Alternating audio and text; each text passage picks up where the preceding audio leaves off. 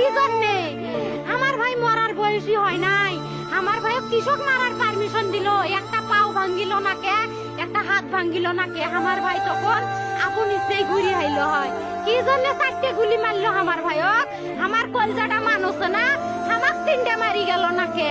আমাক 3টে কি জন্য মারি গেল না? আমার ভাই এত কষ্ট করে পড়ছে ভাই। আমরা একটা শান্তিপূর্ণ আন্দোলন করতে চেয়েছি, কিন্তু ওখানে পুলিশরা এসে আমার ভাইদেরকে মেরে অশান্তিপূর্ণ আন্দোলন করে শুরু করেছে। সেজন্য আমি এখন এই আন্দোলনে অংশগ্রহণ করব। আমার বাবা মা কেউ বাড়ি নাই, আমার ছোট বোনদের আমি ঘরের মধ্যে তালা দিয়ে রেখে আসছি।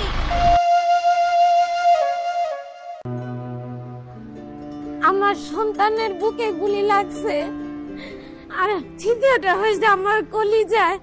আল্লাহ পাক যতদিন আমাকে হায়াত দিছে, আমি এই হাহাকার নিয়ে বেঁচে থাকবো। প্রিয় বাবা আসলে আমাদের একটা কিছু না কিন্তু চকলেট নিয়ে আসছে। প্রিয় বাবা নাই বাড়িতে, যখন বাইরে গেছে আর পুলিশ এসে ওকে ঘুরে মেরে দিছে। I miss you, প্রিয় বাবা।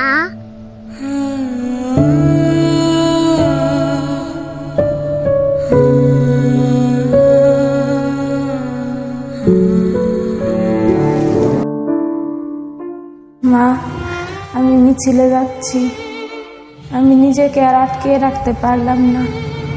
সরি আব্বু জান, তোমার কথা অমান্য করে বের হলাম। স্বার্থপরের মতো ঘরে বসে থাকতে পারলাম না।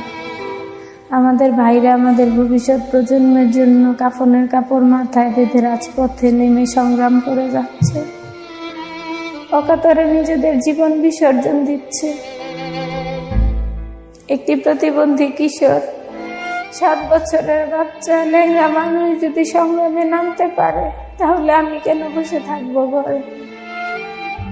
একদিন তো মরতেই হবে, তাই মৃত্যুর ভয় করে স্বার্থপরের মতো ঘরে বসে না থেকে সংগ্রামে নেমে গুলি খেয়ে বীরের মতো মৃত্যু অধিক শ্রেষ্ঠ। যে অন্যের জন্য নিজের জীবনকে বিলিয়ে দেয়, সেই প্রকৃত মানুষ। আমি যদি বেঁচে না ফিরি, তবে কষ্ট না পেয়ে গর্বিত হয়েও জীবনের প্রত্যেকটা ভুলের জন্য ক্ষমা চাই। আনাস। গণহত্যাটা ওকে খুব কষ্ট দিচ্ছিল, ও এটা মানতে পারতেছিল না। ও যাবে, আন্দোলনে যাবে। ও বলতো যে একা তো কারো পক্ষে কিছু করা সম্ভব না, সবাই যদি আমরা ঘরে বসে থাকি তাইলে তো হবে না, এগুলা বলতো। আমরা দুইজনেই যাইতে চাইতাম, ওর বাবার অনুমতি ছিল না যাওয়ার, এজন্য আমরা বের হইতে পারি নাই। আমরা ঘরেই টিভি দেখতাম আর বসে স্লোগান দিতাম, রক্তের বন্যায় ভেসে যাবে অন্যায়। সেই রক্তের বন্যায় যে আমার সন্তানের রক্ত শরীর হবে, এটা তো আমি তখন জানতাম না রে ভাই।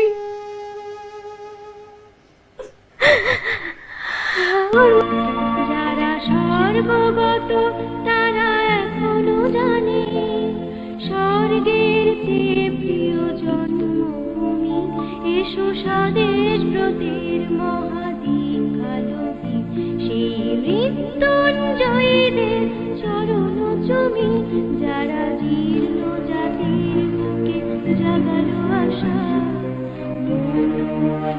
মুখে জাগালো ভাষা।